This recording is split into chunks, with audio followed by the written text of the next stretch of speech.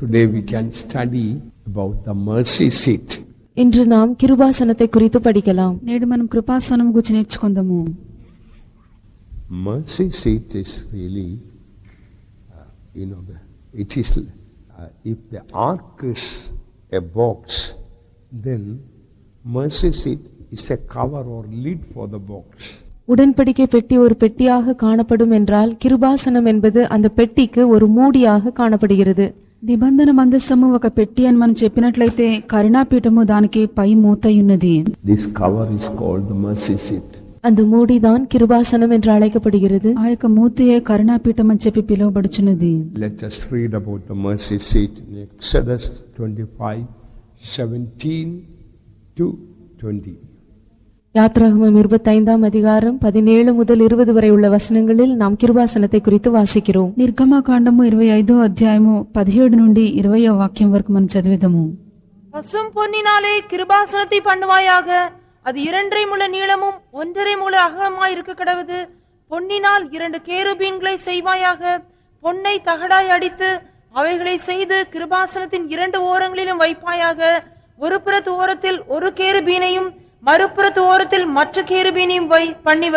அந்த கேருபீன்கள் கிருபாசனத்தின் 2 ஓரங்களிலும் அதனோட ஏக வேலையா இருக்கும்படி அவைகளை பண்ண கடவாய். அந்த கேருபீன்கள் தங்கள் செட்டைகளை உயர விரித்து தங்கள் செட்டைகளால் கிருபாசனத்தை மூடுகிறவைகளும் ஒன்றுக்கொன்று எதிர்முகமுள்ளவைகளுமாய் இருக்க கடவுது. கேருபீன்களின் முகங்கள் கிருபாசனத்தை நோக்குகிறவைகளாய் இருப்பதாக. And thou shalt make a mercy seat of pure gold. 2 cubits and a half shall be the length thereof, and a cubit and a half the breadth thereof. And thou shalt make 2 cherubims of gold.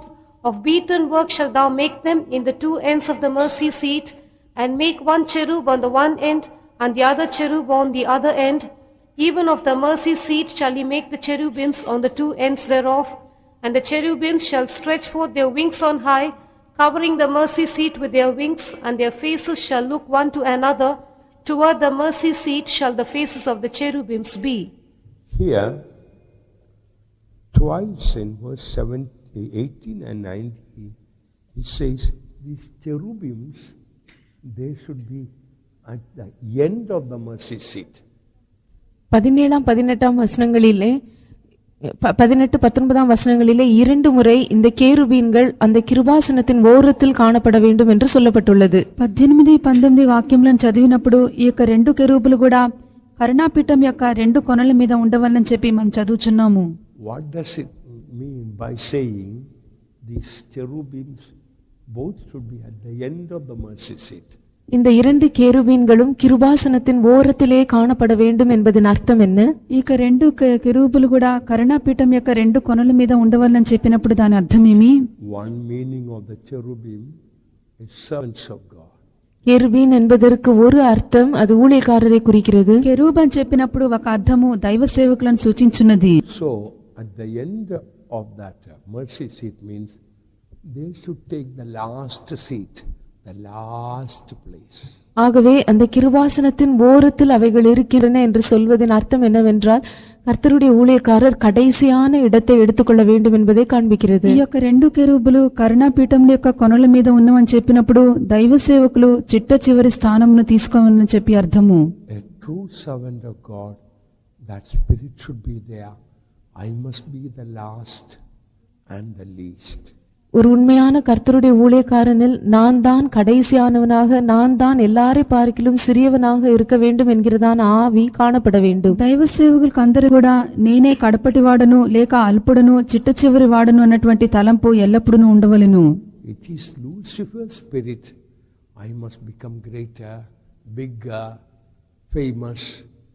All this, it is Lucifer's spirit. நான் பெரியவனாக வேண்டும், பிரபலமாக வேண்டும், பிரசித்தி பெற்றவனாக வேண்டும் என்கிறதெல்லாம் லூசிஃபரின் ஆவியாகும். నేను గొప్పవానిగా మారవలెను, పేరుగాంచవలెను, ప్రసిద్ధి పొందవలెను చెప్పినటువంటి ఆత్మ లూసిఫర్ యొక్క ఆత్మ ఉన్నది.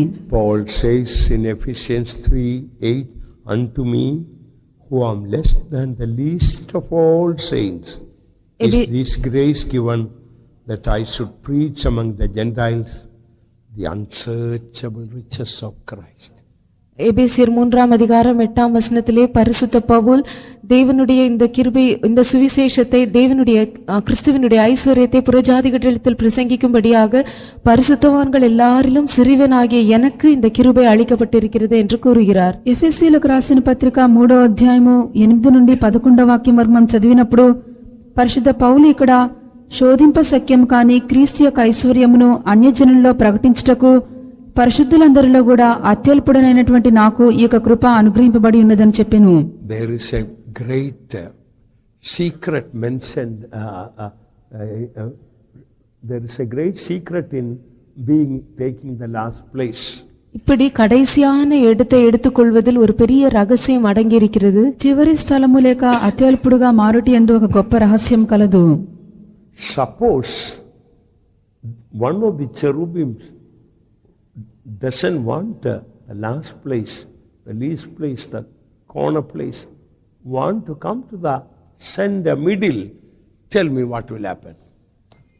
ஒருவேளை இந்த 2 கேருபீன்களில் ஒரு கேருபீன் தனக்கு ஓரமான கடைசியான இந்த இடம் வேண்டாம், தான் நடுவில் தான் இருக்க வேண்டும் என்று சொல்லி நடுவில் வந்தால் என்ன சம்பவிக்கும் என்று சொல்லுங்கள். ఒకవేళ ఇక 2 కెరూబుల్లో ఒక కెరూబు నేను చిట్ట చివరి కొనలో నాకుండుట నాకు ఇష్టం లేదని చెప్పి మధ్యకు వచ్చినట్లయితే ఏమి సంభవించునో చెప్పుడి. It's not written here, but you can guess. Look at the picture. அது இந்த இடத்தில் எழுதப்படவில்லை, ஆனால் நீங்களே கற்பனை செய்து பார்க்கலாம். அந்த வரைபடத்தை பாருங்கள். ఇక్కడ వ్రాయబడలేదు, కానీ మీరే ఊహించి చెప్పవచ్చును. పటంలో చూచినట్లయితే మీకు తెలియను. In case one cherub says, I'm fed up being in the last place. I want to take the central place, the middle place, the important place. I want to come to the center. And then what can happen? ஒருவேளை ஒரு கேருபீன் எனக்கு இந்த மூலையில் இருக்கிற இந்த ஓரமான இடம் எனக்கு வேண்டாம், இந்த இடத்திலிருந்து எனக்கு சலித்து போய்விட்டது, நான் பெரியவனாக வேண்டும், நான் மத்தியில் வர வேண்டும் என்று சொல்லி வந்துவிட்டால் என்ன சம்பவிக்கும் என்று சொல்லுங்கள். ఒకవేళ ఇక కెరూబుల్లో ఒకటి చిట్ట చివరి కొనలో నాకుండుట నాకు ఇష్టం లేదు, గొప్పవానిగా నేను మారవాలని చెప్పి మధ్యకు వచ్చినట్లయితే ఏమి సంభవించును? Anybody can you guess? அது கூடாம வேற ஏதாவது? உண்மைதான், ரொம்ப முக்கியமான ஒரு விஷயம். Here the Shekinah glory fire is here, you know. Terrible fire is there, Shekinah glory there. You come near finished, you will be ashes there. அந்த இடத்திலே அந்த கேருபீன்களுக்கு நடுவில் இருக்கிறதான அந்த ஸ்தலத்திலே தேவனுடைய அந்த ஷெக்கைனா மகிமை காணப்படுகிறது, அக்கினி காணப்படுகிறது. ஆகவே அந்த கேருபீன் அந்த நடுவில் வந்தால் அதோடு எல்லா காரியமும் முடிந்துவிடும், அது சாம்பலாக மாறிவிடும். కరుణాపీఠం యొక్క మధ్యలో దేవుని యొక్క అగ్ని షకైనా మహిమ దిగిచి ఉండును. కావున కెరూబు దాని మధ్యకు వచ్చినట్లయితే ఆ అగ్ని చేత పూర్తిగా కాల్చివేయబడి బూడిదైపోవును. Right here in the middle, in the center, God's presence is there in a holy fire which is called Shekinah glory.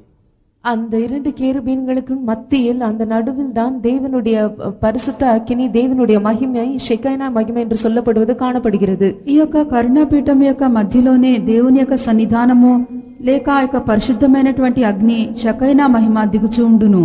So when we want to push ourselves to an important place or a desire comes or thought comes, it can end up in destruction. ஆகவே நாம் ஒரு முக்கியமான இடத்தில் காணப்பட வேண்டும் என்று சொல்லி அதற்காக நம்மை நாமே முன்னுக்கு கொண்டு வருவதற்கு பல பிரயாசங்களை எடுப்போம் என்றால், அவிதமான ஒரு ஆசை நமக்குள்ளே காணப்படும் என்றால் కడైసీల్ అది నమ్మ అழிవిలే నడతు. కావున ఒక ముఖ్యమైనటువంటి స్థానమునకు రావాలని చెప్పి మనం ప్రయాసపడి దాని కొరకైనటువంటి వాంఛ ఆశ మనలో ఉండినట్లయితే దీనిని బట్టి మన జీవితము నాశనమైపోవును. Now you are training, brothers. You want to become in charge. Once you become in charge, you want to become an elder and a big man. People have to bring tray food, and if all these are filling your heart, be afraid you are trying to come to the center place.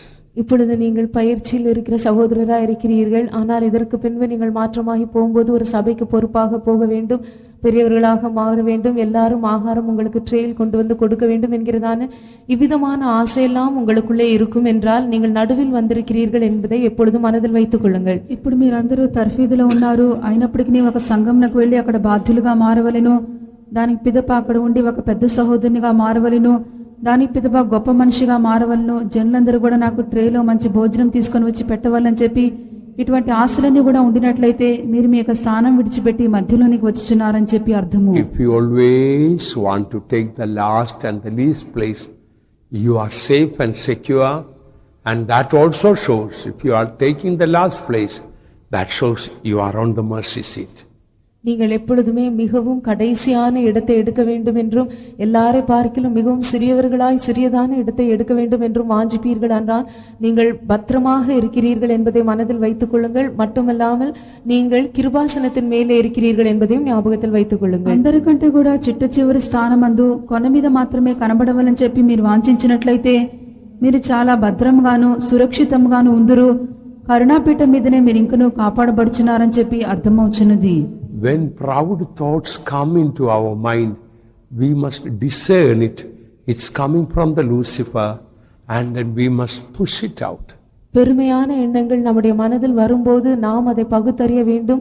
அது Lucifer இடத்திலிருந்து வரும் எண்ணங்களாகும். உடனடியாக பகுத்தறிந்து అவைகளை நம்மை விட்டு நாம் துரத்திவிட வேண்டும். గర్వపు తలంపులు మనకు వచ్చినట్లయితే వాటిని మనం వివేచింపవలెను. ఈ యొక్క తలంపులు లూసిఫర్ యొద్ద నుండి వచ్చుచున్నవని ఎరిగిన వారమై వాటిని వెంటనే మనము తొలగించుకొనవలెను. So many ways we see the humility of the cherubims. இந்த கேருபீன்களின் தாழ்மை எத்தனையோ விதங்களிலே நம்மால் காண முடிகிறது. కెరూబుల యొక్క తగ్గింపును మనం ఎన్నో రీతులుగా మనం చూడగలము. First we found the humility, they are in the last place, the least place on the mercy seat. முதலாவதாக அந்த கிருபாசனத்தின் மேல் அவைகள் கடைசியான இடத்தில் மிகவும் சிறிய இடத்தில் காணப்படுகிறார்கள் என்கிறதான தாழ்மையின் அந்த பகுதியை கண்டோம். మొదటిగా మనము కరుణాపీఠం యొక్క కనులో అనగా వారు చిట్ట చివరి స్థానం మందు ఉన్నారని చెప్పి మనం చూచి ఉన్నాము. And now in the 20th verse we read already that cherubim's faces are towards the mercy seat, in a bowing position. 20ஆம் வசனத்திலே ஏற்கனவே இந்த கேருபீன்களின் முகங்கள் கிருபாசனத்தை நோக்குகிறவைகளாக அந்த கிருபாசனத்தை நோக்கி அவர்களுடைய தலைகள் பணிந்த விதத்தில் காணப்படுகிறதாக நாம் பார்க்கிறோம். తర్వాత మనము 20వ వాక్యమందు కెరూబుల యొక్క ముఖములు కరుణాపీఠం తట్టు ఉండవలెను, అనగా అవి వాటి యొక్క తలను వంచుకొని వంగినటువంటి రీతిలో కనబడుచున్నవి. Their bowing position itself shows their humility. அவைகள் வணங்கி நிற்கிறதான அந்த ஒரு பகுதியே அவைகளுடைய தாழ்மையை காண்பிக்கின்றது. తల దించుకొని వంచుకున్నటువంటి ఆ యొక్క రూపమే తగ్గింపు గలవై ఉన్నవని చెప్పి సూచించున్నవి. And another thing, these cherubims are beaten made hollow. அடுத்ததாக இந்த கேருபீன்கள் எல்லாம் அடிப்பு வேலையாய் தகடாய் செய்யப்பட்டுள்ளன. తర్వాత ఇక కెరూబులని కూడా నక్షి పనిగా చేయబడి అవి గుల్లగా ఉన్నవి. Made hollow or inside empty, that also shows humility. இந்த கேருபீன்கள் எல்லாம் உள்ளே வெறுமையாய் காணப்படுகின்றன. அதுவும் கூட தாங்கள் வெறுமையாய் இருக்கிறதான அந்த தாழ்மையின் பகுதியை காண்பிக்கிறது. కెరూబులని కూడా గుల్లగా చేయబడి ఉన్నవని చెప్పినప్పుడు అవి తమ రిక్తునిగా చేసుకొని తగ్గింపు గలవై ఉన్నవని చెప్పి అర్థమవుచున్నవి. So meaning of the mercy seat is Jesus Christ. கிருபாசனம் என்பது கர்த்தராகிய இயேசு கிறிஸ்துவை குறிக்கிறது. కరుణాపీఠం అనగా అది ప్రభువైన యేసును సూచించున్నది. Christ is our mercy seat. கிறிஸ்துவே நம்முடைய கிருபாசனமாய் இருக்கிறார். క్రీస్తే మన యొక్క కరుణాపీఠమై ఉన్నాడు. That's why elsewhere we read, come boldly to the throne of grace to obtain mercy and find grace in time of need. ஆகையால் தான் இன்னொரு இடத்தில் இரக்கத்தை பெறவும் ஏற்ற சமயத்திலே சகாயம் செய்யும் கிருபையை பெறவும் நாம் தைரியமாய் கிருபாசன தண்டையிலே வர வேண்டும் என்று சொல்லப்படுகிறது. కావున మరొక స్థలమందు మనం కనికరింపబడి సమయోచితమైనటువంటి సహాయం కొరకు కృప పొందినట్లు ధైర్యంతో కృపాసనం నద్దకు చేరుదము అని వ్రాయబడిను. So then what is the meaning of looking to the mercy seat? These cherubims are looking always to the mercy seat. What does it mean? அடுத்ததாக இந்த கேருபீன்கள் எப்போதும் கிருபாசனத்தை நோக்குகிறவைகளாய் காணப்படுகின்றன என்பதின் அர்த்தம் என்ன? తర్వాత ఇక కెరూబులు కరుణాపీఠం తట్టే చూచున్నవి అని చెప్పినప్పుడు అర్థమేమి? அதுக்கு என்ன கருத்து?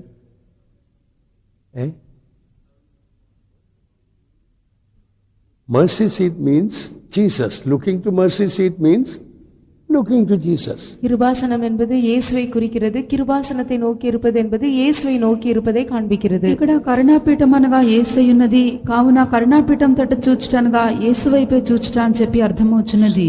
So we read in Hebrews 2:12 that looking unto Jesus, the author and finisher of our faith. ஆகையால் தான் நம்முடைய விசுவாசத்தை துவக்குகிறவரும் முடிக்கிறவருமாய் இருக்கிற இயேசுவை நோக்கி என்று சொல்லி எபிரேயர் 12ஆம் அதிகாரம் 2ஆம் வசனத்திலே நாம் வாசிக்கிறோம். హెబ్రీలకు రాసిన పత్రిక 12వ అధ్యాయం 2వ వాక్యమందు విశ్వాసమున కర్తయు దాన్ని కొనసాగించి సంపూర్తి చేయవాడని యేసు వైపు చూడవాలని చెప్పి వ్రాయబడి ఉన్నది. So if you are looking to Jesus, that means you are standing on the grace of God. ஆகவே நீங்கள் இயேசுவை நோக்கி பார்க்கிறவர்களாய் இருப்பீர்கள் என்றால் நீங்கள் தேவனுடைய கிருபையிலே நிலைத்திருக்கிறவர்கள் என்பதை அது காண்பிக்கிறது. కావున మీరు యేసు తట్టు మాత్రమే చూచువారు అయినట్లయితే దేవుని యొక్క కృప మీద మీరు నిలిచి ఉన్నారని చెప్పి అర్థమవుచున్నది. In Romans 5:2 we read that wherein the grace wherein we stand, or we stand on the grace of God.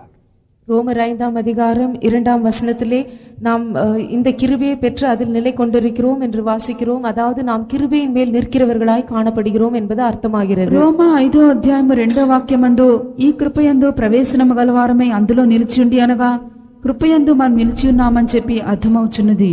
So to look to the mercy seat, these cherubim have to bow down. இந்த கிருபாசனத்தை நோக்கி இருப்பதற்காக இந்த கேருபீன்கள் எப்பொழுதும் தலை குனிந்து காணப்பட வேண்டும். కరుణాపీఠం తట్టు చూచుటకు ఇక కెరూబులు తమ యొక్క తలను వంచుకొని ఉండవలెను. We already read bowing down also shows humility. தலை வணங்கி இருப்பது என்பதும் தாழ்மையை குறிக்கிறது என்று நாம் ஏற்கனவே பார்த்தோம். తల దించుకొని వంచుటనగా అది తగ్గింపైనదని మనం ముందుగానే చూచితిమి. So only that from that what we learn, only humble can look to Jesus.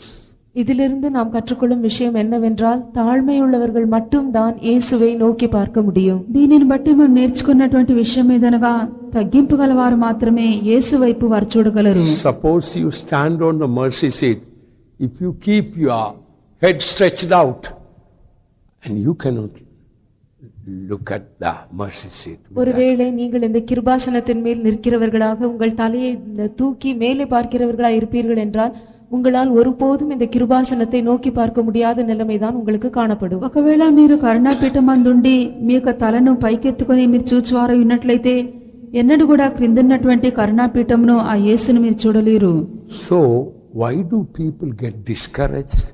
ஆகவே ஜனங்கள் ஏன் அதைரியப்படுகிறார்கள்? ఎందు నిమిత్తము జనులు అధైర్యపడుచున్నారు? Instead of looking to Jesus, they look to themselves. இயேசுவை நோக்கி பார்ப்பதற்கு பதிலாக அவர்கள் தங்களையே நோக்கி பார்க்கிறார்கள். యేసు తట్టు వారు చూచుటకు బదులుగా తమ్మును తామే వారు చూచుకొంచున్నారు. If we stand on the grace of God, we will be looking to Jesus only. நாம் தேவனுடைய கிருபையிலே நிற்போம் என்றால் நாம் இயேசுவை மாத்திரம்தான் நோக்கி பார்க்கிறவர்களாய் இருப்போம். మనము దేవుని యొక్క కృప మీద నిలిచి ఉండినప్పుడు యేసు తట్టు మాత్రమే మనం చూడగలము.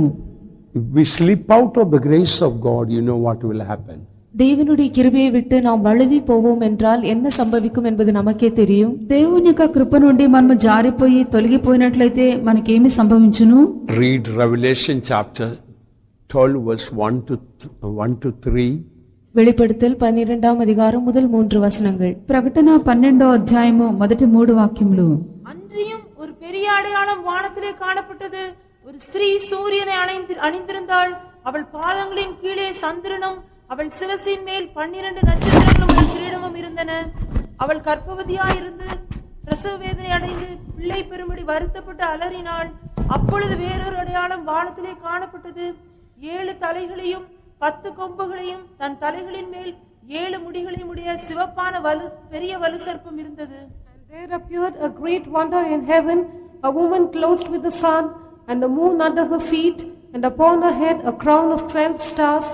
And she, being with child, cried, travailing in birth, and pain to be delivered. And there appeared another wonder in heaven, and behold, a great red dragon, having 7 heads and 10 horns, and 7 crowns upon his heads. So, a woman standing on the moon. இங்கு ஒரு ஸ்திரீ சந்திரனின் மேல் நிற்கிறதாக பார்க்கிறோம். ఇక్కడ స్త్రీ చంద్రుని మీద నిలిచి ఉన్నది. Moon also shows the grace of God. சந்திரனும் கூட தேவனுடைய கிருபையை காட்டுகிறது. చంద్రుడు కూడా దేవుని యొక్క కృపనే సూచించున్నాడు. Why moon shows the grace of God? ஏன் சந்திரன் தேவனுடைய கிருபையை குறிக்கிறது? ఎందుకొరకు చంద్రుడు దేవుని యొక్క కృపను సూచించున్నాడు? Moon does not have its own light. சந்திரனுக்கு தான் பிரகாசிக்கக்கூடிய வெளிச்சம் தன்னிடத்தில் சொந்தமாய் காணப்படுவதில்லை. చంద్రునికి తనంతటి తానే ప్రకాశించినటువంటి వెలుగు అతనిలో లేదు. The sun shining reflects through the moon, and that is the moonlight. சூரிய வெளிச்சம் சந்திரனின் மூலமாக பிரதிபலிக்கிறது, அதுவே சந்திரனின் வெளிச்சமாகும். సూర్యుని యొక్క వెలుగు చంద్రునిలోనికి వచ్చుచున్నది, చంద్రుడు ఆ యొక్క వెలుగును తీసుకొని ప్రకాశించున్నాడు. Or else the sun of righteousness, Jesus, shining through us, and there only we find the grace. அல்லது நீதியின் சூரியனாகிய இயேசு நம் மூலமாக பிரகாசிக்கிறார், அந்த இடத்தில் தான் நாம் கிருபையை காண்கிறோம். లేక నీతి సూర్యుడైనటువంటి యేసు మన మూలముగా ప్రకాశించున్నాడు, అక్కడే మనము ఆయన వెలుగును మనం చూడగలము. So the woman standing on the woman standing on moon signifies our church standing on the grace of God.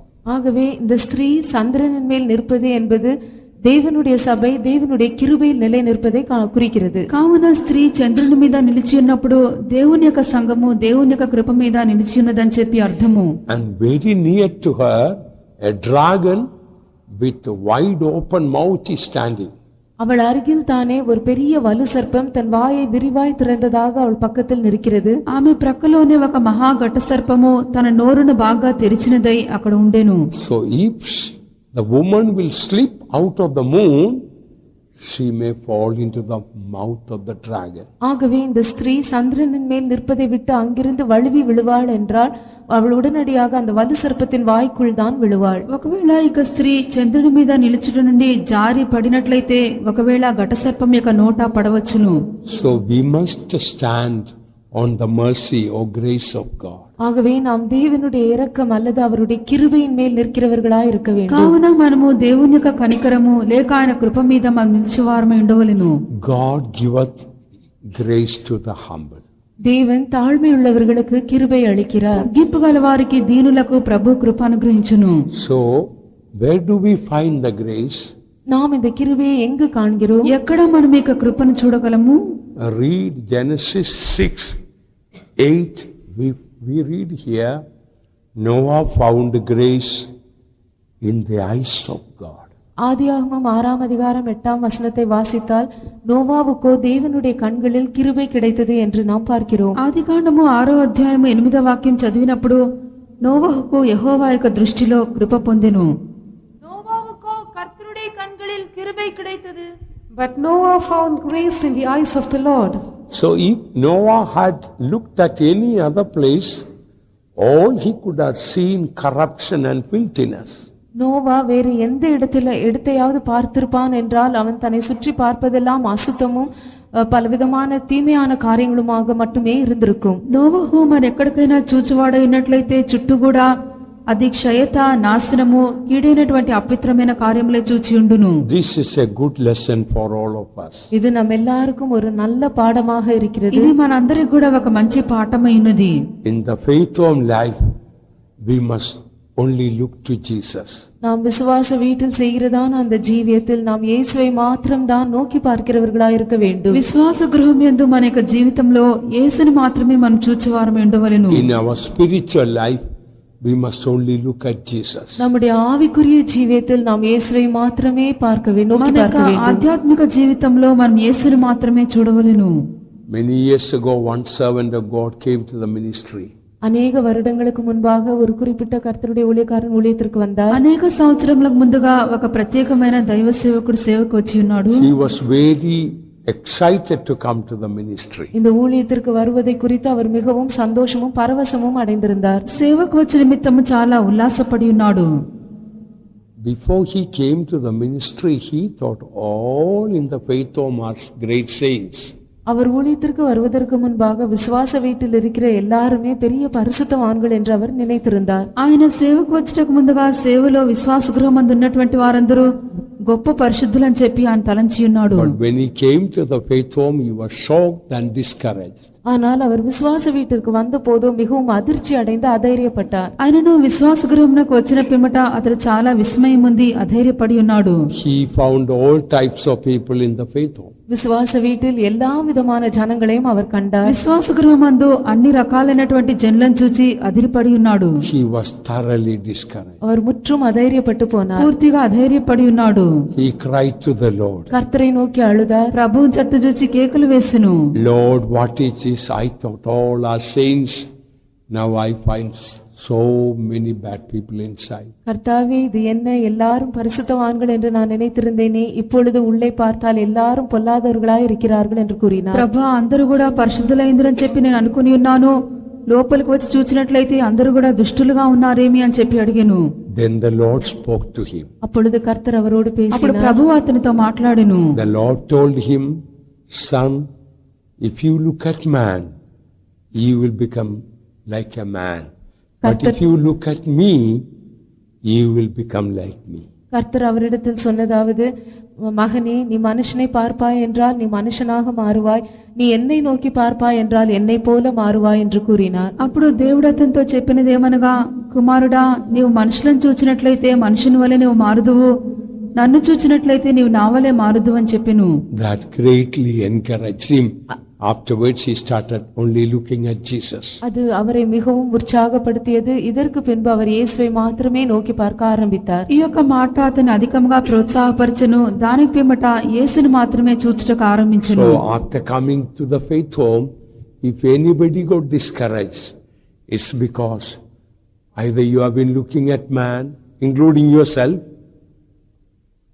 and if you are looking at Jesus, you will never be discouraged.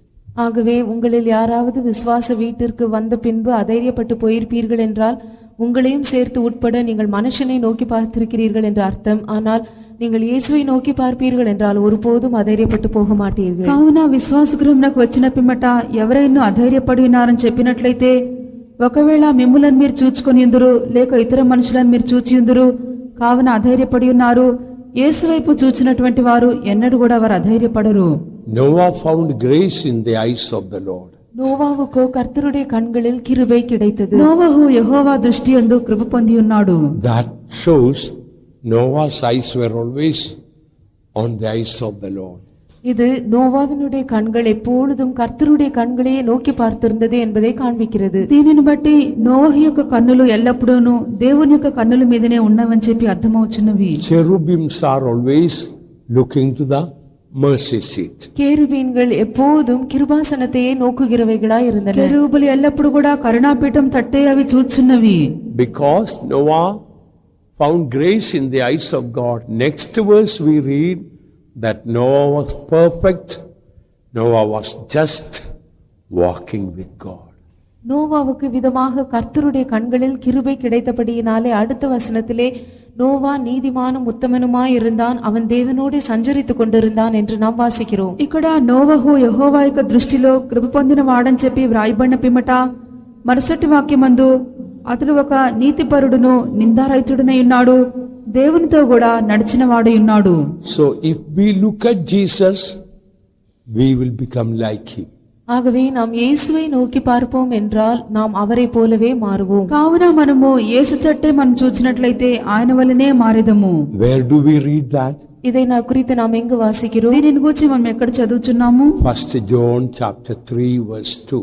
1 யோவான் 3ஆம் அதிகாரம் 2ஆம் வசனம். మొదటి యోహాను 3వ అధ్యాయము 2వ వాక్యము. பிரியமானவர்களே, இப்பொழுது தேவனுடைய பிள்ளைகளாய் இருக்கிறோம், இனி எவ்விதமாய் இருப்போம் என்று இன்னும் வெளிப்படவில்லை. ஆகிலும் அவர் வெளிப்படும் போது அவர் இருக்கிற வண்ணமாகவே நாம் அவரை தரிசிப்பதினால் அவருக்கு ஒப்பாயிருப்போம் என்று அறிந்திருக்கிறோம். Beloved, now are we the sons of God, and it doth not yet appear what we shall be, but we know that when he shall appear, we shall be like him, for we shall see him as he is. When we shall see him, we shall be like him. நாம் அவரை தரிசிக்கும் போது நாம் அவருக்கு ஒப்பாக இருப்போம். మనం ఆయనను చూతుము గనుక ఆయనను పోలి ఉందుము. So if we shall see him always, we shall be like him always. ஆகவே எப்பொழுதும் நாம் அவரை தரிசித்து அவரையே பார்க்கிறவர்களாய் இருப்போம் என்றால் எப்பொழுதும் அவரை போலவே நாம் இருப்போம். కావున ఎల్లప్పుడు కూడా మనం ఆయనను చూచుచు ఆయనను దర్శించు ఉన్నట్లయితే ఆయన పోలే మనం మారుదము. That's why in Psalm 16 verse 8 we read, the psalmist says, I have set the Lord always before me. ஆகையால் தான் 16ஆம் சங்கீதம் 8ஆம் வசனத்திலே சங்கீதக்காரன் கர்த்தரை நான் எப்பொழுதும் எனக்கு முன்பாக வைத்திருக்கிறேன் என்று கூறுகிறான். కావున కీర్తనకర్త 16వ కీర్తన 8వ వాక్యమందు సదాకాలము యెహోవా యందే నా యొక్క గురి లేక నా యొక్క దృష్టిని నిలిపి ఉన్నాను. So beloved ones, let us keep Jesus always before us. ஆகையால் அருமையானவர்களே நாம் எப்போதும் இயேசுவையே நமக்கு முன்பாக வைத்திருப்போமாக. కావున ప్రియులారా ఎల్లప్పుడు కూడా మన యొక్క యేసును మన ఎదుట మనం ఉంచుకునేదము. Keeping Jesus before us means keeping victory before us. இயேசுவை எப்பொழுதும் நமக்கு முன்பாக வைத்திருப்பது என்றால் ஜெயத்தை எப்போதும் நமக்கு முன்பாக வைத்திருப்பது என்று அர்த்தம். యేసును ఎల్లప్పుడు మన ఎదుట ఉంచుకునుట అని చెప్పినప్పుడు విజయమును ఎల్లప్పుడు మన ఎదుట మనం ఉంచుకొనిచున్నామని చెప్పి అర్థము. Keeping Jesus before us means always light and life before us. இயேசுவை எப்போதும் நமக்கு முன்பாக வைத்திருப்போம் என்றால் எப்போதும் நமக்கு முன்பாக ஜீவனும் வெளிச்சமும் உண்டாயிருக்கிறது என்று அர்த்தம். యేసును మన యొక్క ఎదుట మనం ఉంచుకొని ఉన్నామని చెప్పినప్పుడు ఎల్లప్పుడు కూడా మన యొక్క జీవితంలో వెలుగును జీవమును ఉండును. Now, when already the verse that we read here in Exodus chapter 25 verse 20, read again. யாத்ராகமம் 25ஆம் அதிகாரம் 20ஆம் வசனம். నిర్గమకాండం 25వ అధ్యాయము 20వ వాక్యము. அந்த கேருபீன்கள் தங்கள் செட்டைகளை உயர விரித்து தங்கள் செட்டைகளால் கிருபாசனத்தை மூடுகிறவைகளும் ஒன்றுக்கொன்று எதிர்முகமுள்ளவைகளுமாய் இருக்க கடவது. கேருபீன்களின் முகங்கள் கிருபாசனத்தை நோக்குகிறவர்களாய் இருப்பதாக. And the cherubim shall stretch forth their wings on high, covering the mercy seat with their wings, and their faces shall look one to another. Toward the mercy seat shall the faces of the cherubims be. Something is very strange mentioned about the cherubims in this 20th verse. இந்த 20ஆம் வசனத்திலே கேருபீன்களை குறித்து ஏதோ ஒரு வினோதமான காரியம் கூறப்படுகிறது. ఇక్కడ 20వ వాక్యం అని చదివినప్పుడు కెరూబులను గురించి ఒక వింతైన కార్యము చెప్పబడి ఉన్నది. First it says, their faces shall look one to another. முதலாவதாக அவைகள் ஒன்றுக்கொன்று எதிர்முகம் உள்ளவைகளாய் இருக்க வேண்டும் என்று சொல்லப்படுகிறது. మొదటిగా వాటి యొక్క ముఖములు ఒండింటికి ఎదురుగా ఉండవలెను. And then says, their faces are towards the mercy seat. அதன் பின்பு அவைகளின் முகங்கள் கிருபாசனத்தை நோக்குகிறவைகளாய் இருந்தன என்றும் சொல்லப்படுகிறது. దాని పిదప కెరూబుల యొక్క ముఖములు కరుణాపీఠం తట్టు ఉండవలెనని వ్రాయబడిను. That is very strange, isn't it? இது மிகவும் வினோதமாய் தோன்றுகிறது அல்லவா? ఇది చాలా వింతగా ఉన్నది కదా. I am looking at a person and that person is looking at me. நான் ஒரு ஆளை காண்கிறேன், அந்த மனுஷனும் என்னையே பார்க்கிறார். నేను ఒక వ్యక్తిని చూచున్నాను, అతడు కూడా నన్ను చూచున్నాడు. The same time says, I am looking at this mat and that person also is looking at the mat. That is impossible. அதே சமயத்தில் தானே நான் இந்த கீழே இருக்கிற பாயை பார்க்கிறேன் என்றும் அந்த மனுஷனும் கீழே இருக்கிற பாயை பார்க்கிறார் என்றும் சொல்லப்படுகிறது. இது மிகவும் கஷ்டமான అసాధ్యமான ஒரு காரியமாகும். ఇదే సమయమందు నేను క్రిందున్నటువంటి చాపను చూచున్నాను, ఆ వ్యక్తి కూడా క్రిందున్నటువంటి చాపను చూచున్నాడని చెప్పినప్పుడు ఇది అసాధ్యమే కదా. From here we learn a spiritual lesson. இதிலிருந்து நாம் ஒரு ஆவிக்குரிய பாடத்தை దీని கற்றுக்கொள்கிறோம். నుండి ఒక ఆధ్యాత్మిక పాఠం మనం నేర్చుకుంటున్నాము. Looking at the mercy seat means what? கிருபாசனத்தை நோக்கி பார்ப்பதென்றால் அர்த்தம் என்ன? కరుణాపీఠం తట్టు చూచటానగా అర్థమేమి?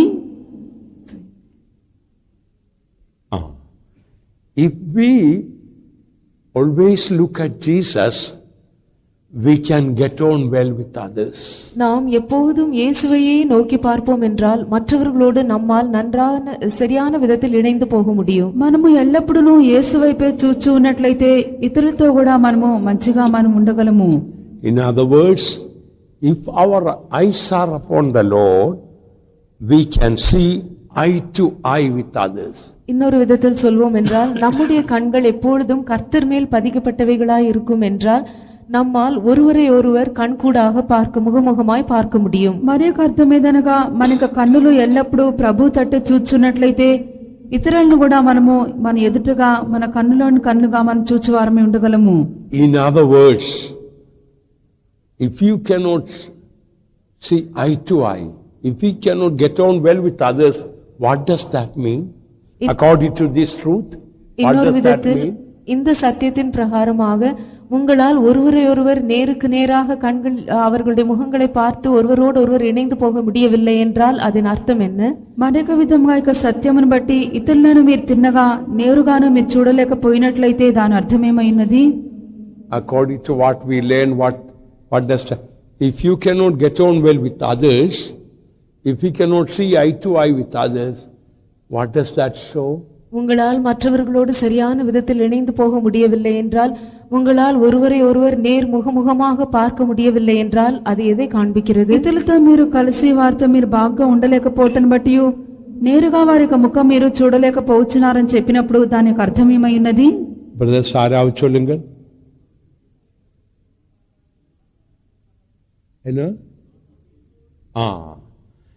It's because you are not looking to Jesus. That's why you cannot get on well with others. அதேனென்றால் நீங்கள் இயேசுவை நோக்கி பார்ப்பதில்லை, ஆகையால் தான் உங்களால் மற்றவர்களோடு இணைந்து போக முடியவில்லை. అదేమనగా మీరు యేసు వైపు మీరు చూచుటలేదు, కావున ఇతరులతో మీరు కలిసిమెలిసి ఉండలేకపోవచ్చున్నారు. In the faith home, is there anybody you find it is difficult to get on well with others? You feel like quarreling and fighting and things? விசுவாச வீட்டில் யாரோடாவது நீங்களால் சேர்ந்து இணைந்து போக முடியவில்லை, அவர்களோடு சண்டையிட்டு போராட வேண்டும் என்று உங்களுக்கு தோன்றுகிறதா? విశ్వాస గృహంలో ఎవరితో అయినా మీరు కలిసిమెలిసి ఉండలేకుండా వారితో మీరు పోట్లాడి జగడమాడవల్లని మీరున్నారా? What is the reason? Because your eyes are not upon Jesus. அதற்குரிய காரணம் என்ன? உங்கள் கண்கள் இயேசுவின் மேல் இல்லை. దీనికి కారణమేది? మీకు కన్నులు యేసు మీద లేవు. If you live with God, you can live with anyone in the will of God. நீங்கள் தேவனோடு கூட ஜீவிப்பீர்கள் என்றால் தேவ சித்தத்திற்குள் யாரானாலும் பரவாயில்லை, அவர்களோடு உங்களால் ஜீவிக்க முடியும். మీరు దేవునితో కూడా జీవించినట్లయితే దేవుని యొక్క చిత్త ప్రకారము ఎవరితోనైనా మీరు జీవింపగలరు. If you live with God, you can live anywhere in the will of God.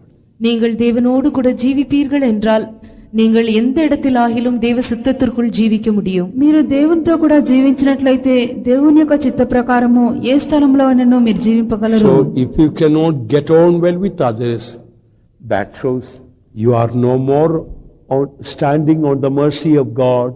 You have fallen from grace. ஆகவே உங்களால் மற்றவர்களோடு இணைந்து போக முடியவில்லை என்றால் நீங்கள் இனிமேல் தேவனுடைய கிருபை இரக்கத்தில் நிலை நிற்கவில்லை, கிருபையிலிருந்து விழுந்தீர்கள் என்று அர்த்தம். మీరు ఇతరులతో కలిసిమెలిసి వారితో ఐక్యంగా మీరు లేకుండా పోయినట్లయితే మీరు కరుణాపీఠం నుండి క్రింద పడిపోయినారు, కృపలో నుండి మీరు తొలగిపోయినారు. This mercy seat also can be compared to Zion. இந்த கிருபாசனம் சியோனுக்கும் கூட ஒப்பிடப்பட்டு பேசப்படலாம். ఈ యొక్క కరుణాపీఠమును మనము సియోను కూడా పోల్చి మనం చెప్పవచ్చును. If we are on Mount Zion, we can see eye to eye with others. நாம் சியோன் மலையில் நிற்கிறவர்களாய் இருப்போம் என்றால் நம்மால் நேருக்கு நேர் ஒருவரை ஒருவர் முகமுகமாய் பார்க்க முடியும். మనము సియోను కొండ మీద నిలిచివారమై ఉన్నట్లయితే ఒకరికి ఒకరము తిన్నగాను నేరుగాను మనం చూడగలము. That we read in Isaiah 52 verse 7 and 8. இதை நாம் ஏசாயா 52 அதிகாரம் 7, 8 வசனங்களில் வாசிக்கிறோம். ఇది మనము యెషయా 52వ అధ్యాయము 7, 8 వాక్యములందు మనం చదవగలము. சமாதானத்தை கூறி நற்காரியங்களை சுவிசேஷமாய் அறிவித்து ரட்சிப்பை பிரசித்தப்படுத்தி உன் தேவன் ராஜரீகம் பண்ணுகிறார் என்று சியோனுக்கு சொல்லுகிற சுவிசேஷனுடைய பாதங்கள் மலைகளின் மேல் எவ்வளவு அழகாயிருக்கின்றன. உன் ஜாமக்காரருடைய சத்தம் கேட்கப்படும், அவர்கள் சத்தமிட்டு ஏகமாய் கெம்பீரிப்பார்கள். ஏனென்றால் கர்த்தர் சீயோனை திரும்பி வர பண்ணும்போது அதை கண்ணார காண்பார்கள். How beautiful upon the mountains are the feet of him that bringeth good tidings, that publisheth peace, that bringeth good tidings of good, that publisheth salvation, that saith unto Zion, thy God reigneth. Thy watchmen shall lift up the voice, with the voice together shall they sing, for they shall see eye to eye when the Lord shall bring again Zion. So in Zion they shall, Tamil I don't know how it's written, in Zion they shall see eye to eye. ஆகவே சியோனிலே அவர்கள் Zion திரும்பி வரும்போது அதை கண்ணார காண்பார்கள். కావున సియోన్ తిరిగి వచ్చినప్పుడు కన్నులారా లేక నేరుగా వారు చూచెదరు. In other words, when we live in Zion, we can be united with others. இன்னொரு விதத்தில் நாம் சியோனில் జీవిக்கும்போது நாம் మற்றவர்களோடு ఐక్యமாய் இருக்க முடியும். మరొక విధముగా మనం సియోన్లో జీవించినట్లయితే ఇతరులతో మనము ఐక్యంగా ఉండగలము. Because of pride only we cannot get on well with others. பெருமை நிமித்தமாக தான் நம்மால் மற்றவர்களோடு இணைந்து போக முடிவதில்லை. గర్వం నిమిత్తమే మనం ఇతరులతో మనము కలిసిమెలిసి ఉండలేకపోవచ్చున్నాము. We become impatient and angry with others' mistakes.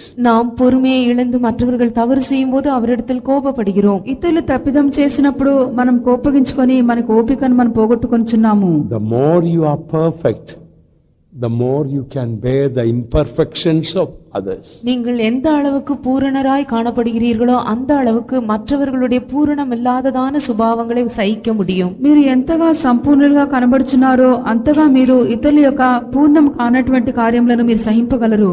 The more you are perfect, the more you are patient with others' imperfections. நீங்கள் எந்த அளவுக்கு பூரணராய் காணப்படுகிறீர்களோ அந்த அளவுக்கு மற்றவர்களுடைய అపూర్ణத்தை குறித்து நீங்கள் பொறுமையுள்ளவர்களாய் இருப்பீர்கள். మీరు ఎంతగా పూర్ణులై కనబడుచున్నారో అంత అధికంగా ఇతరుల యొక్క అసంపూర్ణతలను మీరు భరించగలి సహించగలవారయుందురు. So also, the more you are imperfect, the more you are impatient with others' imperfections. அதுபோலவே நீங்கள் எந்த அளவுக்கு பூரணம் இல்லாதவர்களாய் காணப்படுகிறீர்களோ அதே அளவுக்கு மற்றவர்களுடைய பூரணம் இல்லாத காரியங்களை பார்க்கும்போது நீங்கள் பொறுமையை இழந்து கோபப்படுவீர்கள். మరొక వైపున మీరు ఎంత అసంపూర్ణులుగా కనబడుచున్నారో అంత అధికముగా ఇతరుల యొక్క తప్పిదముల ఎడల అసంపూర్ణత ఎడల ఓపిక మీరు లేనటువంటి వారు ఎందురు. In the beginning of study itself, I told you that God wants that we may take the last place, like the cherubims are kept at the end of the mercy seat. நான் துவக்கத்தில் தானே உங்களுக்கு கூறினேன், இந்த கேருபீன்கள் எப்படி கிருபாசனத்தின் ஓரத்தில் கடைசியான இடத்தில் வைக்கப்பட்டிருக்கின்றனவோ அதுபோலவே நாம் கடைசியான இடத்தை எடுக்க வேண்டும் என்று தேவன் நம்மை குறித்து விரும்புகிறார் என்று சொன்னேன். ముందుగానే చెప్పితిని ఇక కెరూబులు ఎలాగున కొన మీద కనబడుచున్నవో అలాగనే దైవ సేవకులమైనటువంటి మనము చిట్ట చివరి స్థానమును మనం తీసుకొనవలసి ఉన్నది. In 1 Corinthians chapter 12 verse 28, we read, God's divine order is that apostles may be first. 1 கொரிந்தியர் 12ஆம் அதிகாரம் 28ஆம் வசனத்திலே தேவனுடைய அந்த தெய்வீகமான ஒழுங்கின்படி அப்போஸ்தலர்கள் தான் முதலானவர்களாய் இருக்க வேண்டும்.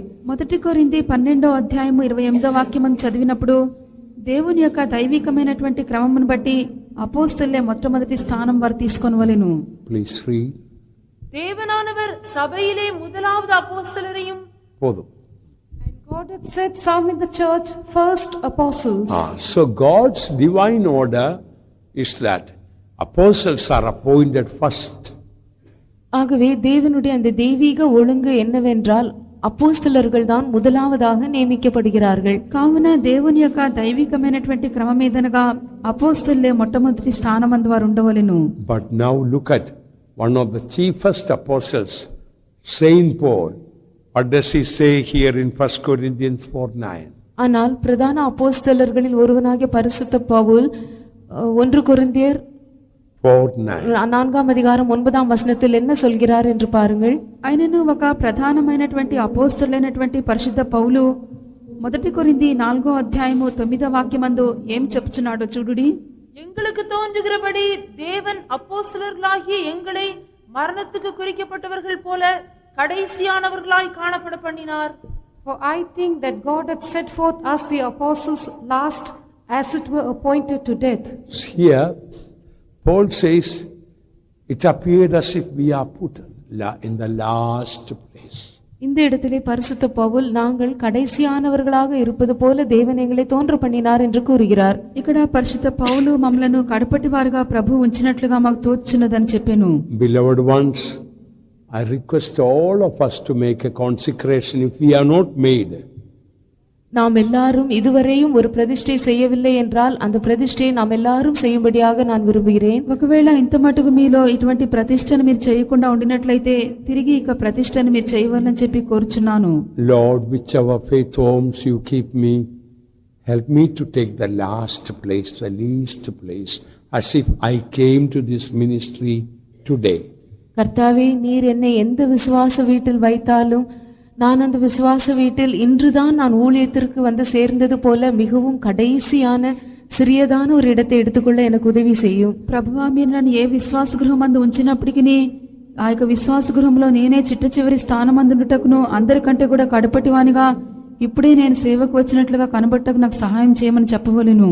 Even after 20 years in your spirit, Lord, help me to take that as if I came today. I don't know anything unless you give me grace, show me wisdom.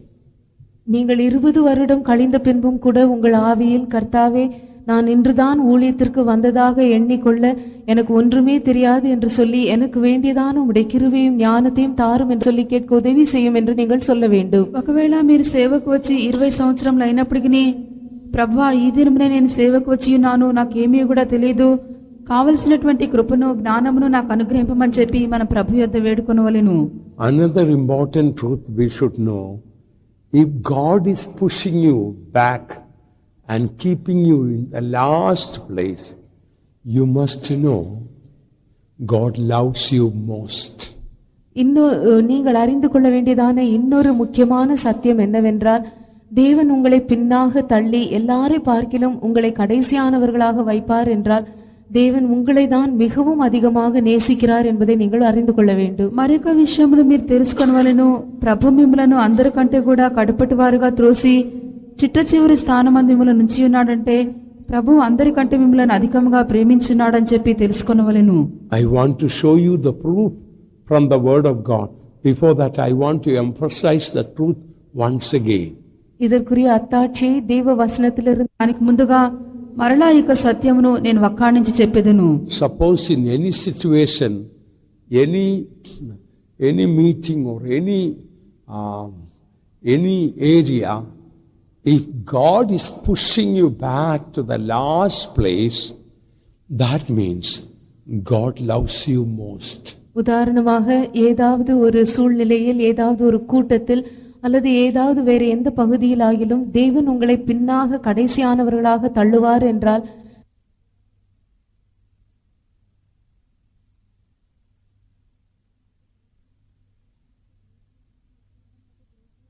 స్థానమునకు త్రోసివేసినట్లయితే ప్రభు మిమ్మలను అధికంగా ప్రేమించున్నాడని చెప్పి అర్థము. I will give you now the Bible verse. இதற்குரியதான வேத வசனத்தை இப்பொழுது நான் உங்களுக்கு தருகிறேன். దీనికి సంబంధించినటువంటి వాక్యాధారం ఇచ్చుచున్నాను. Genesis 33 verse 2. ஆதியாகமம் 33ஆம் அதிகாரம் 2ஆம் வசனம். ఆదికాండం 33వ అధ్యాయం 2వ వాక్యం. 1 and 2. முதல் 2 வசனங்கள். మొదటి 2 వాక్యములు. யாக்கோபு தன் கண்களை ஏறெடுத்து, இதோ ஏசாவும் அவனோடே கூட 400 மனிதரும் வருகிறதை கண்டு பிள்ளைகளை லேயாளிடத்திலும் ராகேலிடத்திலும் 2 பணிவிடைக்காரிகளிடத்திலும் வெவ்வேறாக பிரித்து வைத்து, பணிவிடைக்காரிகளையும் அவர்கள் பிள்ளைகளையும் முதலிலும், லேயாளையும் அவள் பிள்ளைகளையும் இடையிலும், ராகேலையும் யோசேப்பையும் கடையிலும் நிறுத்தி. And Jacob lifted up his eyes and looked, and behold, Esau came, and with him 400 men. And he divided the children unto Leah and unto Rachel and unto the 2 handmaids. And he put the handmaids and their children foremost, and Leah and her children after, and Rachel and Joseph hindermost. Now you know the context. Esau was coming to meet Jacob. இந்த இடத்தில் நடக்கிறதான சம்பவத்தை குறித்து நீங்கள் அறிவீர்கள். ஏசா இப்பொழுது யாக்கோபை சந்திக்கும்படியாக புறப்பட்டு வருகிறான். ఇక్కడ జరిగినటువంటి సంభవం మీరు ఎరిగి ఉందరు. ఇప్పుడు ఏసావు యాకోబుని ఎదుర్కొన్న నిమిత్తమై వచ్చుచున్నాడు. Many years ago, Esau told, I am going to kill Jacob. அநேக வருடங்களுக்கு முன்பாக ஏசா, நான் யாக்கோபை கொல்ல போகிறேன் என்று சொல்லி இருந்தார். అనేక సంవత్సరం ముందుగా ఏసావు నేను యాకోబును చంపుదునని చెప్పెను. So, being frightened, Jacob ran away to Paddan Aram. ஆகவே மிகவும் பயந்தவனாய் யாக்கோபு பதான் அராமுக்கு ஓடிவிட்டான். కావున యాకోబు చాలా భయపడినటువంటి వాడై పద్దన్న రామునకు అతడు పారిపోయినాడు.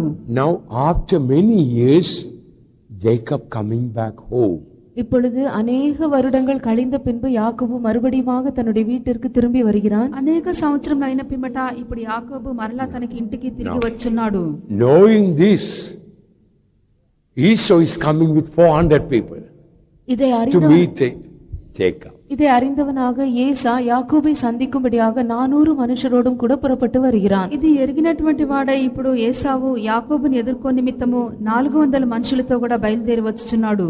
Earlier he told, I am going to kill Jacob. Now he is coming with 400 people. இதற்கு முன்பாக அவன் சொல்லியிருந்தான், நான் யாக்கோபை கொன்று போட போகிறேன் என்று. இப்பொழுது 400 மனுஷரோடு கூட அவன் வருகிறான். ముందుగా ఏసావు నేను యాకోబును చంపేదనని చెప్పి ఉన్నాడు. ఇప్పుడైతే ఏసావు 400 మందితో యాకోబుని ఎదుర్కొంటకు వచ్చున్నాడు. Quite naturally Jacob was frightened. யாக்கோபு பயப்படுவது இயல்புதான். యాకోబు ఇలాగన భయపడుట సహజమేను. Now in the verse, what did we read? ஆனால் வசனத்தில் நாம் என்ன வாசித்தோம்? ఆయనను ఇక్కడ మన వాక్యం అందు ఏం చదువుచున్నాము? When Esau was coming with 100 people, first in his crowd family, he first put forward his handmaids and their children first. Right in the forefront. தன்னை சந்திக்கும்படியாக ஏசா 400 மனுஷரோடு கூட வருவதை அவன் கேள்விப்பட்டு தனக்கு உண்டாயிருந்த இவ்வளவு பெரிய குடும்பத்திலிருந்து பணிவிடைக்காரிகளையும் அவர்களுடைய பிள்ளைகளையும் அவன் முதலாவதாக நிறுத்தினான். ఈలాగున ఏసావు ఎదుర్కొని వచ్చినప్పుడు యాకోబు మొట్టమొదటిగా తన యొక్క దాసీలను వారి యొక్క పిల్లలను ముందుగా పంపించున్నాడు. And behind them Leah and children.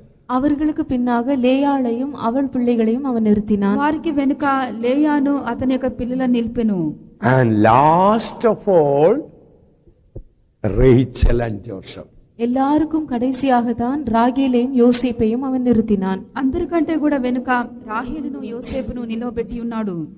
Tell me why Jacob kept Rachel and Jacob in the last, in the hindermost place?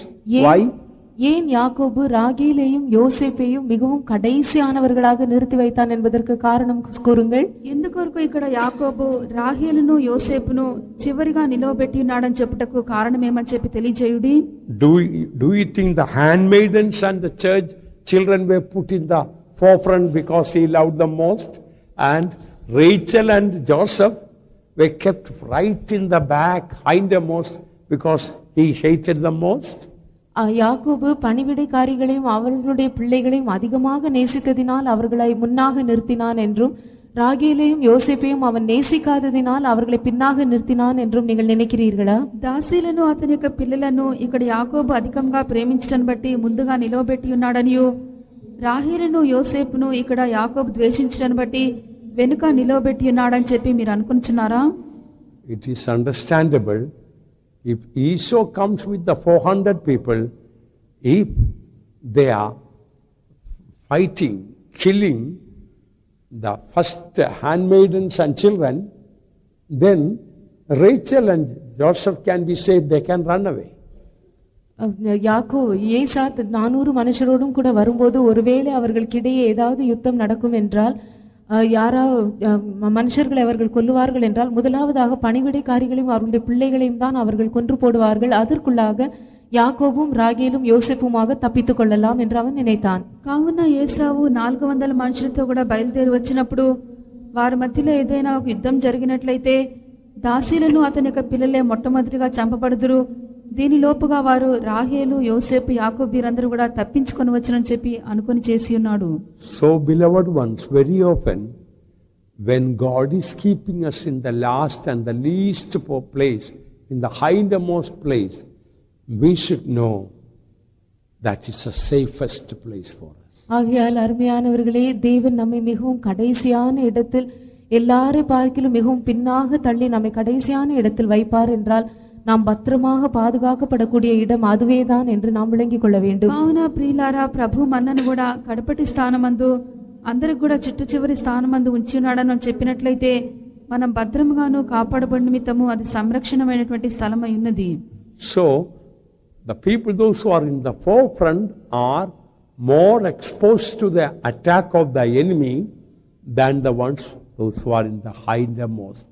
ஆகையால் பின்னாக இருக்கிறதான ஜனங்களை பார்க்கிலும் முன்னணியில் இருக்கிற ஜனங்கள் தான் எதிரியின் தாக்குதலினால் அதிகமாக பாதிக்கப்படுகிறவர்களாய் இருப்பார்கள். వెనుకున్నటువంటి జనుల కంటే కూడా ముందున్నటువంటి జనులే శత్రువు యొక్క దెబ్బలకు అధికంగా వారు గురి అవుదురు. That is why I told you, if God is pushing you back to the last place, rejoice. God loves you most, and that is the safest place for you.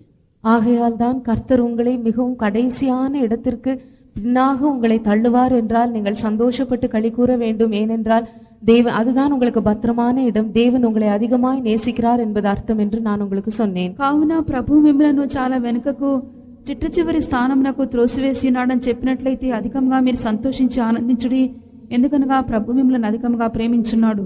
God resisted the proud, but giveth grace to the humble. தேவன் பெருமையுள்ளவர்களுக்கு எதிர்த்து நிற்கிறார், தாழ்மையுள்ளவர்களுக்கு கிருபை அளிக்கிறார். దేవుడు అహంకారాన్ని ఎదిరించున్నాడు, తగ్గింపు గల వారికి కృప అనుగ్రహించున్నాడు. Beloved ones, I am repeatedly mentioning about humility, because if we humble ourselves, we can be safe, we can remain to the end in the ministry, and our end will become much glorier than the beginning. அருமையானவர்களே, நான் மறுபடியுமாக தாழ்மை குறித்து உங்களுக்கு அதிகமாக சொல்லிக்கொண்டே இருக்கிறேன். காரணம் என்னவென்றால், நாம் தாழ்மையாக இருப்போம் என்றால் நாம் பத்திரமாக பாதுகாக்கப்படுவோம். கடைசி பரியந்தம் இந்த ஊழியத்தில் நாம் நிலைத்திருப்போம். நம்முடைய முடிவு நம்முடைய ஆரம்பத்தை பார்க்கிலும் மிகவும் மகிமையுள்ளதாக மாறும். ప్రియులారా, యొక్క తగ్గింపును గూర్చి నేను తిరిగి మీతో నేను చెప్పుచున్నాను. తగ్గింపు గలవారమే మనం ఉండినప్పుడు మనం అంతం వరకు కూడా మనం కాపాడబడదుము. మనకు ముగింపు మహిమగా ఉండును. మన ఆరంభం కంటేను మనకు అంతమే చాలా శ్రేష్టమైనదిగా ఉండును. Before honor is humility before honor, and before destruction, pride before destruction. மேன்மைக்கு முன்னானது தாழ்மை, அழிவுக்கு முன்னானது அகந்தை. ఘనతకు ముందుగా వినయముండును, గర్వమునకు తర్వాత నాశనం సంభవించును. Never desire to become a great person. ஒரு பெரிய ஆளாக மாற வேண்டும் என்ற ஆசையே உங்களுக்கு இருக்க வேண்டாம். గొప్ప వ్యక్తిగా మారవాలని చెప్పినటువంటి ఆశ మీకు ఉండకూడదు. I don't know whether you heard the story of the frog and the elephant. தவளையும் யானையையும் பற்றியதான கதையை நீங்கள் கேட்டிருப்பீர்களோ என்பது எனக்கு தெரியாது. కప్ప ఏనుగును గురించినటువంటి కథ మీరు విని ఉన్నారో లేదో నాకు తెలియదు. The mother frog always told the baby frog in that lake, we are the greatest people in the world.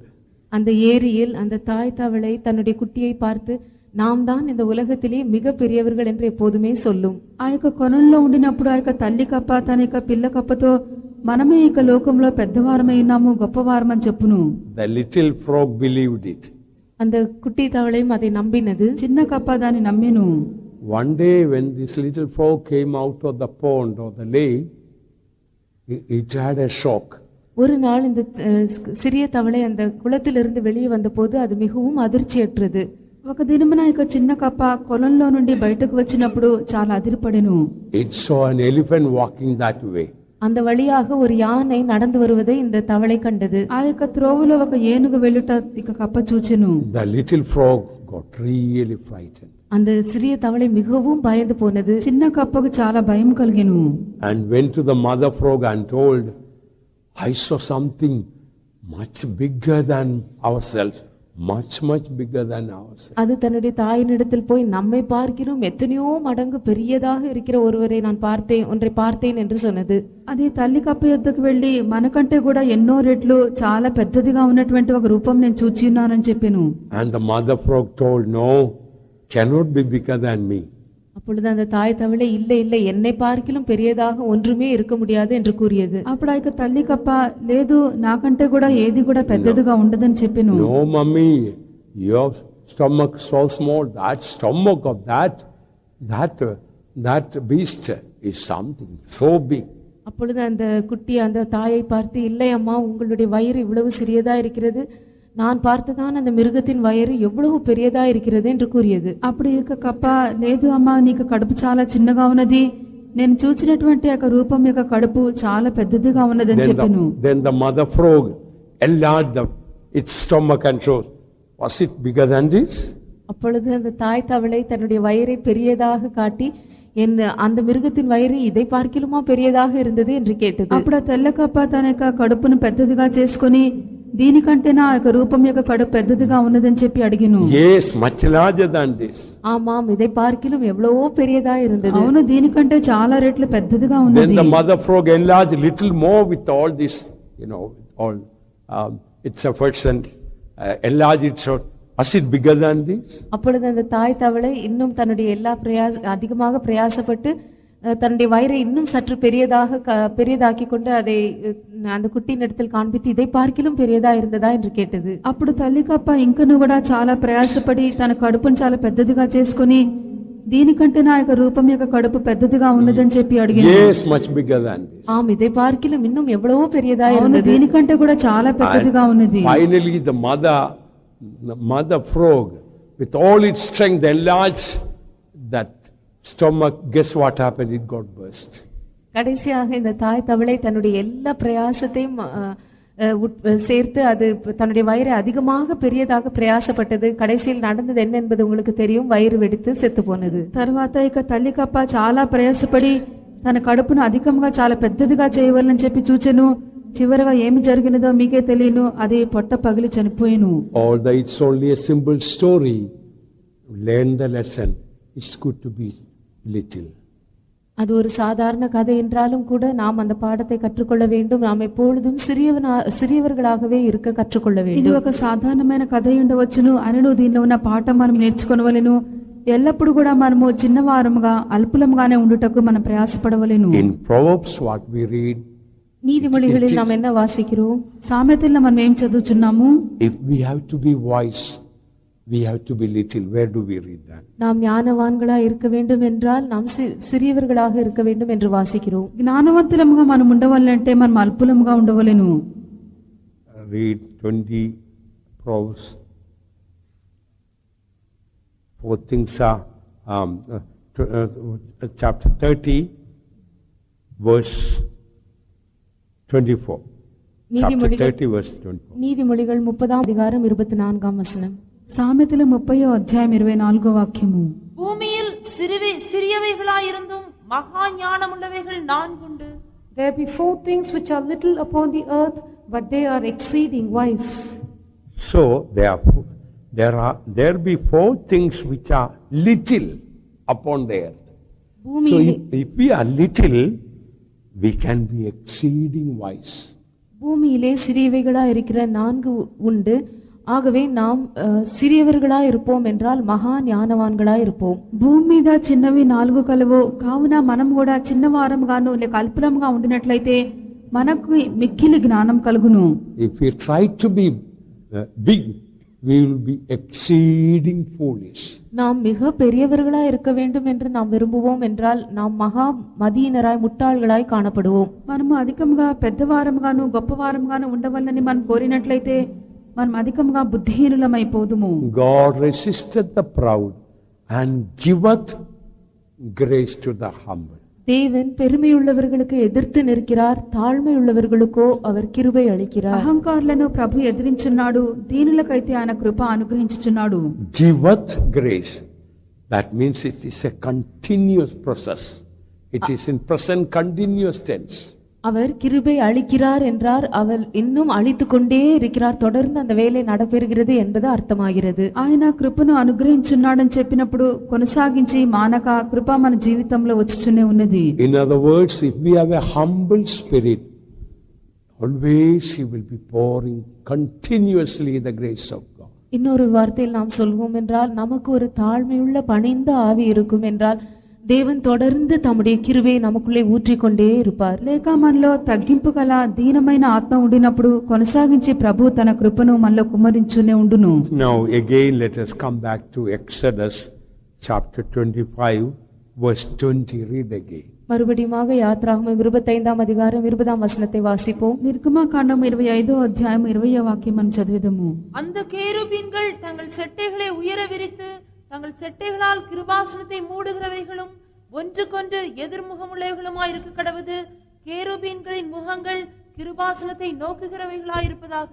And the cherubim shall stretch forth their wings on high, covering the mercy seat with their wings, and their faces shall look one to another.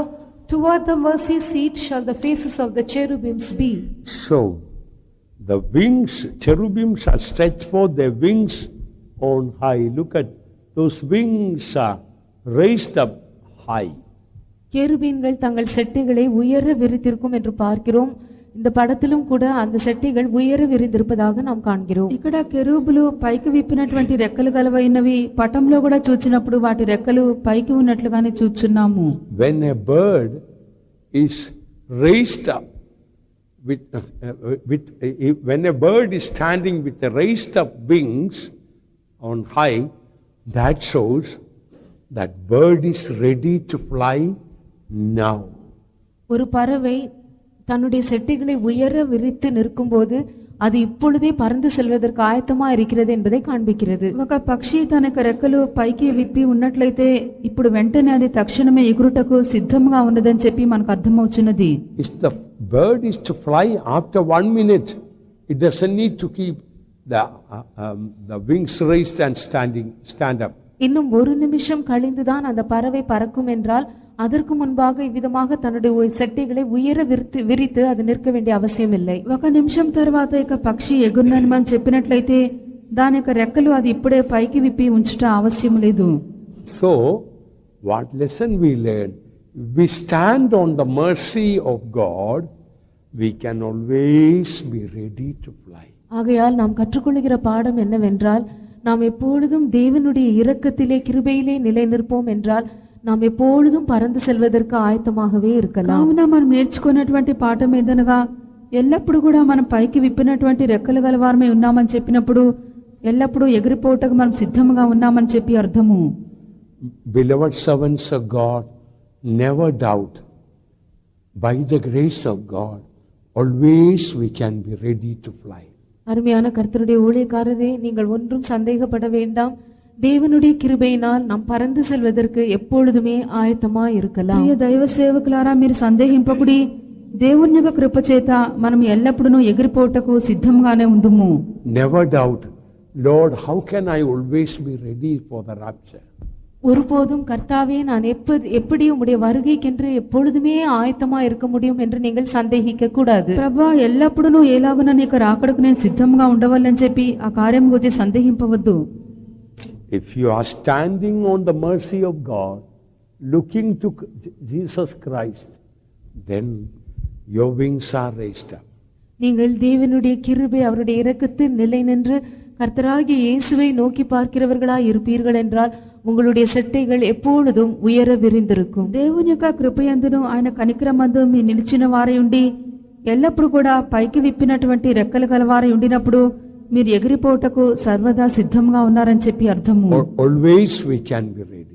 நாம் எப்போதுமே ஆயத்தமா இருக்கலாம். ఎల్లప్పుడూ కూడా మనం సిద్ధపాటుతోనే ఉండగలము. The most encouraging verse for me in the Bible is Jude 24.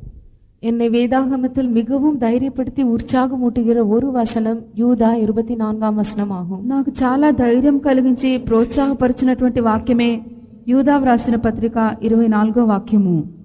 வலுவாதபடி உங்களை காக்கவும் தமது மகிமையுள்ள சன்னிதானத்திலே மிகுந்த மகிழ்ச்சியோടെ உங்களை மாசற்றவர்களாய் நிறுத்தவும் வல்லமை உள்ளவரும். Now unto him that is able to keep you from falling and to present you faultless before the presence of his glory with exceeding joy. Tamil, the most important word is missing. Tamil மொழிபெயர்ப்பிலே மிகவும் முக்கியமான வார்த்தை இல்லாமல் காணப்படுகிறது. తమిళ తర్జుమాలో ముఖ్యమైన మాట లేకున్నది. The most important word in this verse 24 is now. இந்த 24ஆம் வசனத்தில் மிகவும் முக்கியமாக இருக்கிறதான வார்த்தை இப்பொழுது என்பதாகும். 24వ వాక్యమందు ముఖ్యమైనటువంటి మాట ఇప్పుడు. Do you have that in Telugu? Telugu irikada? See that now he is able to present you faultless before the presence of his glory with exceeding joy. Now. இப்பொழுதுதானே தமது மகிமையுள்ள சன்னிதானத்திலே மிகுந்த மகிழ்ச்சியோடு உங்களை மாசற்றவர்களாய் நிறுத்த அவர் வல்லமையுள்ளவராய் இருக்கிறார். ఇప్పుడు తొట్టిల్లకుండా మిమ్మును కాపాడుటకును తన మహిమ ఎదుట ఆనందంతో నిర్దోషులుగా నిలవబెట్టుటకును శక్తిమంతుడు. Not after 2 minutes. 2 నిమిషங்கள் కழிந்து அல்ல, 2 నిమిషముల తర్వాత కాదు. Now unto him that is able to present you faultless before the presence of his glory with exceeding joy. இப்பொழுதே தமது மகிமையுள்ள சன்னிதானத்திலே மிகுந்த மகிழ்ச்சியோடு உங்களை மாசற்றவர்களாய் நிறுத்த வல்லமை உள்ளவர். ఇప్పుడు తొట్టిల్లకుండా మిమ్మలను కాపాడుటకును తన మహిమ గల సన్నిధానం ఎదుట ఆనందంతో సంతోషులుగా నిలవబెట్టుటకును. Beloved ones, we must believe the grace of God is so abundant. Now, if Jesus comes, is able to present us faultless. அருமையானவர்களே, நாம் இவ்விதமாகத்தான் விசுவாசிக்க வேண்டும். தேவனுடைய கிருபை மிகவும் அதிகமாய் மிகுந்த கிருபை நமக்கு அளிக்கப்படுகிறபடியினால் இப்பொழுது இயேசு வெளிப்படுவார் என்றால் நம்மை அவருடைய సన్నిధానத்திலே మాసిற்றவர்களாய் నిறுத்த அது వల్లமையுள்ளதா இருக்கிறது. దేవుని యొక్క అపరిమితమైనటువంటి కృప మనకు ప్రత్యక్షమైనట్లయితే ఇప్పుడు ఆయన రాకడ వచ్చినప్పుడు మనము ఆయన ఎదుట తొట్టిల్లకుండా మనం నిలవబెట్టుటకు ఆయన శక్తిమంతుడు. How many of you believe this verse? இந்த வசனத்தை உங்களில் எத்தனை பேர் விசுவாசிக்கிறீர்கள்? ఎంతమంది యొక్క వాక్యమును విశ్వసించున్నారు? Now he is able to present you faultless before the throne of glory, presence of his glory with exceeding joy. இப்பொழுதே அவர் உங்களை தமது மகிமையுள்ள சன்னிதானத்திலே மிகுந்த மகிழ்ச்சியோட మాసిற்றவர்களாய் நிறுத்த వల్లமையுள்ளவராய் இருக்கிறார். ఇప్పుడు ఆయన తన యొక్క మహిమగల సన్నిధానం ఎదుట ఆనందంతో నిర్దోషులుగా నిలవబెట్టుటకు ఆయన శక్తిమంతుడై ఉన్నాడు. His grace is able to do that work. அவருடைய கிருபை அந்த வேலையை செய்ய வல்லமையுள்ளதாய் இருக்கிறது. ఆయన యొక్క కృప యొక్క పని చేయుటకు శక్తివంతమైనదై ఉన్నది. Let us be like these cherubims. இந்த கேருபீன்களைப் போல் நாம் இருப்போமாக. ఈ యొక్క కెరూబుల వలె మనం ఉండెదము. Let us raise up our wings on high. நாம் எப்பொழுதும் நம்முடைய செட்டைகளை உயர விரித்து இருப்போம். ఎల్లప్పుడు కూడా మన యొక్క రెక్కలు మనం పైకి విప్పి ఉండెదము. In our spirits, let there be a readiness, the Holy Spirit doing. நம்முடைய ஆவியிலே எப்பொழுதும் ஒரு ஆயத்தம் காணப்படட்டும், பரிசுத்த ஆவியின் வேலை நமக்குள்ளே காணப்படட்டும். ఎల్లప్పుడు కూడా మన యొక్క ఆత్మయందు పరిశుద్ధాత్మిక క్రియ ఆ యొక్క సిద్ధపాటు కనబడనిమ్ము. Think of that glorious moment. அந்த மகிமையுள்ளதான அந்த ஒரு நிமிஷத்தை நீங்கள் நினைத்து பாருங்க. ఆ మహిమగల క్షణమును మీరు ఆలోచించి చూడుడి. Suddenly Jesus will come. திடீரென்று இயேசு வெளிப்படுவார். హఠాత్తుగా యేసు ప్రత్యక్షమవును. And our wild body will be changed. நம்முடைய அற்பமான இந்த சரீரம் மறுரூபமாக்கப்படும். మన యొక్క దీనమైన యొక్క శరీరం రూపాంతరపడును. We will not need any more these clothes. நமக்கு இனிமேல் ஒருபோதும் இந்த வஸ்திரங்களுக்கு ஒரு அவசியமும் இருக்காது. ఇక మనకి ఇక వస్త్రముల గురించి మనకు పనే లేదు.